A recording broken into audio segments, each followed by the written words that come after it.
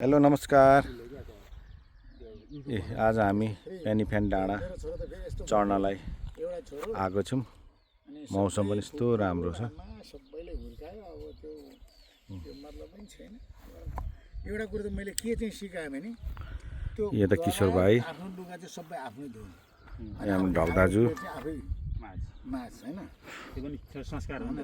त्यो अनि आउँदाखेरि नमस्कार गर्नु लगाउने। राजेन्द्र भाइ, त्योहरू चाहिँ एकदम के हाम्रो नानी हुनुहुन्छ यता। स्त्री लाउनु परेन नि त।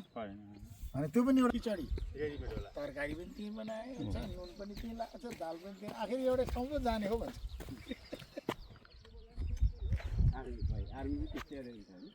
मजाले घाम लागेछ।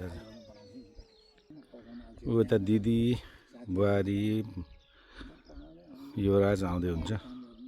बरु म टेस्ट खान्छु।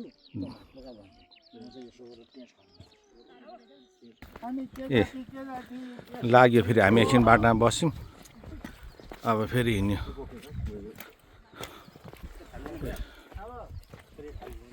अब धेरै कुराहरू के हजुर पहिला हाम्रो लुङ्गेली दाई अनि हाम्रो छपुटे मामा छपुटे छामासँगै बाटो हिँडेको बाटो होइन।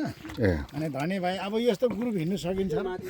ए साँच्चै दाजु तपाईँलाई अघि उसले सम्झिनु भएको छ। मैले ठ्याक्कै मर्छु शिव थापा के ए तपाईँभन्दा एक ब्याच सुनियर जुनियर जुनियर छ ओ के अरे अनि के भन्छ म चिन्छु नि भन्नु जुङ्गे होइन त हामी जुङ्गे भन्नु। उहाँ बुढेमा एउटै पल्टनमा हुनुहुन्थ्यो अरे नि त तपाईँहरू?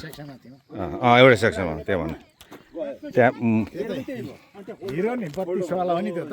ए उहाँ काठमाडौँ उसको ऊ नि हो ज्ञानेश्वरको नम्बरी।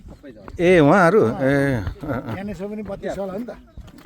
ए तपाईँहरू चाहिँ के 22 कि के भन्नु?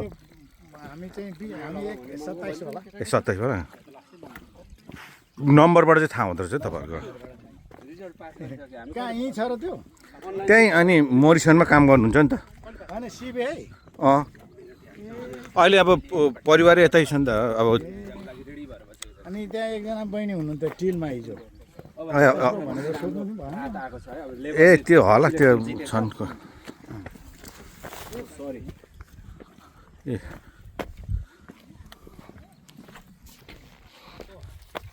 यिनीहरू नेपाल पुगेर आएर सिया हुनु नि। नेपालको त अनि त्यत्रो ठुल्ठुलो डाँडाहरू हुन्छ है। अङ्कल अनि त्यो बाटो त्यो तम्मरबाट माथि होइन हजुर सबै यस्तै यस्तो यो भयो नि। अब हजुर यो बिचकोबाट यस्तै बिचमा रोड के चुइँ क्या बिचमा यस्तै त्यो बाटो चाहिँ जानु राम्रो छ। इलामतिरबाट जानु हुँदाखेरि चाहिँ खासै अब यस्तो टाढा टाढा सिनहरू राम्रो हुँदैन होइन। यताको बाटो त अब गइएको छैन। यताबाट तमरतिरबाट जानु के ओहो बेस्ट।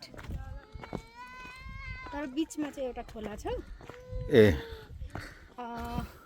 यो पिचको बाटो है? सबै पिच नै कस्तो राम्रो भयो बाबु।